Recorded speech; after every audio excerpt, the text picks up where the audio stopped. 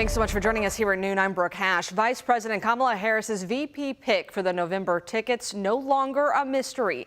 She'll officially introduce Minnesota Governor Tim Walz as her running mate at a rally tonight in Philadelphia.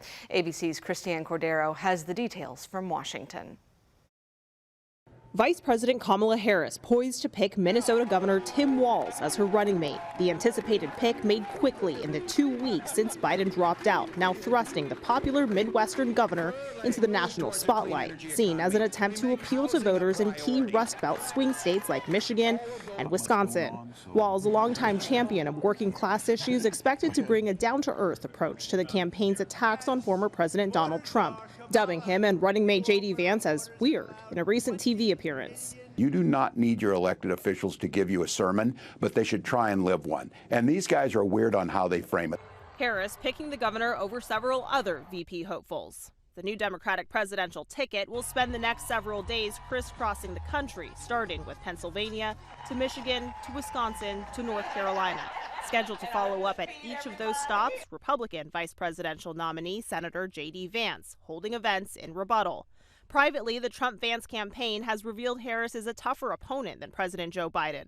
Publicly, they've insisted the strategy has not changed.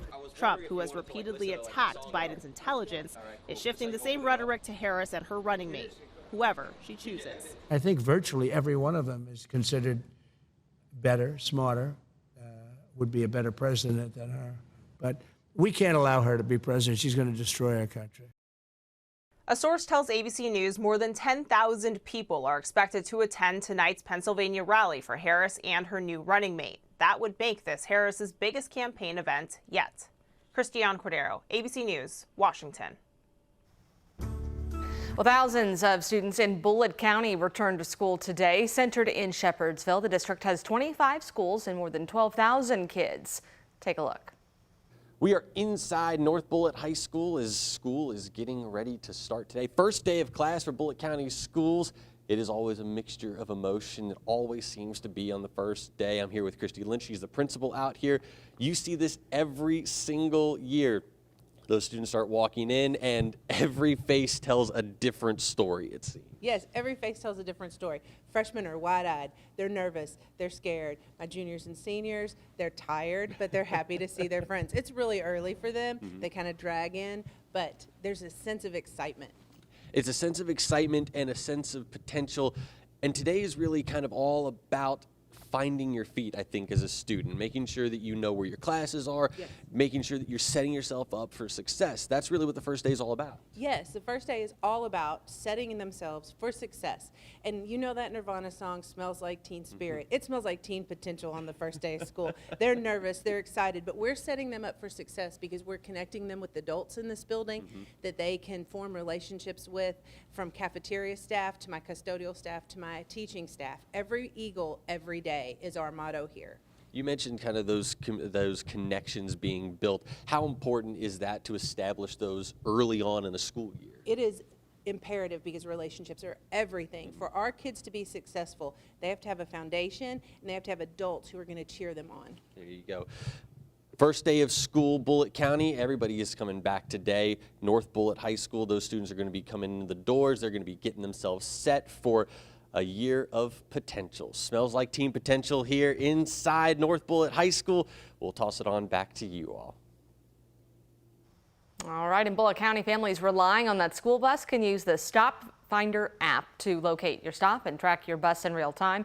You can also download the Bullitt County Public Schools app to be notified of any transportation changes. Tomorrow, we will see the bulk of Kentuckiana districts return, including Hardin, Meade, and Shelby counties. Then on Thursday, JCPS students head back. We've got all of these dates on WHAS11.com under the GMK tab. And listen, we want to see your kids on their first day back, so text us 502-582-7290 with a photo and the name of your student and their school. We'll share their photos over the next few weeks right here on WHAS 11. Thursday will be an important first day back for JCPS as the district tests a new transportation plan. It eliminates buses for most magnet and traditional schools in an effort to avoid last year's disaster where some students were not arriving home until almost 10 o'clock at night. Superintendent Dr. Marty Polio said the changes this year will actually have more bus drivers on hand than bus routes. And there are also fewer school start times, and they're designing routes in-house instead of using the AI tool Alpha Route. We just can't say from an outside company that this is the most efficient thing if we're losing bus drivers or having issues with students in schools because we're not mirroring. District leaders say practice runs have drivers finishing around 6:20 at night, but on Thursday you can expect a drop-off to be closer to 7:30. There are still 54 TARC drivers in training to become JCPS drivers, which the district hopes will allow them to restore several more routes. The school board will officially decide which at its August 20th meeting. And a school playground hit by vandals about 2 years ago will officially open to kids this afternoon. Blue Lick Elementary will hold a ceremony celebrating its brand new space, which it put more than $400,000 into thanks to fundraisers and insurance funds. In October of 2022, vandals set fire and destroyed several pieces of playground equipment at that school. Since then, students have been using PE equipment. Today's ceremony is at 1:30. And it's going to be a hot one if you're out there for that new playground groundbreaking. It'll be fun. I know. Yesterday, Brooke, I had a tennis match at U of L, and luckily it was indoors. I was prepared to. You got to be packing a lot of water with you if you are going to be out in this kind of heat. This is the last day before we do notice some cooler days ahead of us. It's going to be temperatures back into the mid-80s tomorrow. Today, mid-90s. So again, combining 90-degree heat with humidity, and it's going to be feeling like we're near 100 degrees around peak heating in the mid-afternoon. Outside right now at lunch, we're actually sitting at 90 in Louisville at the airport. So we're already hovering in the 90s in the city. Springfield at 91 as well. And take a look. This is the feels like temperature. All of us basically in the 90s with that feels like temperature. The only exception being Paoli at 85. But regardless, it is real hot all across the area. Temperatures should be making their way again into the middle 90s by about 4 o'clock. And we're still going to be hanging on to some pretty mild readings into the course of the evening. Later tonight, we'll still see some low to mid 70s found into tomorrow morning when it comes to the low temperatures. So still hanging on to some pretty mild air. Again, here's a quick snapshot of that heat for the afternoon. So it's going to be a continuous, very hot day today. I want to mention as well, along with the heat, unfortunately, there's an air quality alert. So if you do have asthma, today is definitely a day to be staying inside and just waiting this out. A lot less kind of polluted air is going to be making its way into our area beginning tomorrow. So we're going to be looking at perfect air quality tomorrow and extending into the remainder of the week. Now, take a look. We're also watching the impacts from Debbie. Tropical storm still churning right along that extreme southeastern border with Georgia and the Atlantic Ocean. I'm going to talk more in detail about Debbie's track and if we're going to be seeing any kind of impacts and in rain showers or just some chances for clouds due to Debbie moving across Kentucky in a few more minutes. All right, Sam, a man is in the hospital after being hit by a train in PRP. Metro Police said it happened just after 10 last night on Myers Lane, close to Holy Cross High School there on Dixie Highway. The train conductor told police the man was sitting on the tracks and they sounded the horn to warn him before he was struck. The man was taken to the hospital and expected to survive. Metro Police investigating 2 deadly shootings from early this morning, the first in the Algonquin neighborhood. It happened just after 3:30 off 11th Street near Brashear Drive. A man died at the scene. And then police investigating a deadly shooting in the Portland neighborhood. This one just before 12:30 a.m. off North 22nd Street near Griffiths Avenue. Officers found a man dead from a gunshot wound. Anyone with information on either of these shootings is urged to call that anonymous tip line 574 LMPD. People living in the Dosker Manor apartment complex have begun moving out, and for some it could not come soon enough.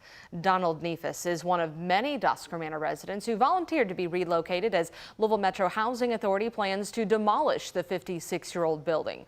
On Monday, he moved into Lord's Hall, a senior living facility off Eastern Parkway. He said he'll miss his 12th floor view, but nothing can compare to the clean space he has now. I loved it. It's a lot bigger and it's homely. This place is like heaven, you know. It's a lot cleaner and it's a lot better in Dosker Manor. The Dosker Manor has gone down here a lot. The Metro Housing Authority says every week it varies how many Dos Manor residents are moved. It all depends on if they qualify for certain housing and where they choose to go. The Clark County Sheriff is warning about scam calls from someone pretending to be an officer. Sheriff Scotty Maples said his office has received several reports of a person calling people saying that there is a warrant out for their arrest and then demands payment over the phone. The Sheriff's Office says it will never solicit any kind of payment over the phone, and according to Federal Trade Commission, you can report phone scams online at reportfraud.ftc.gov. Or the number there on the bottom of your screen is 877-382-4357.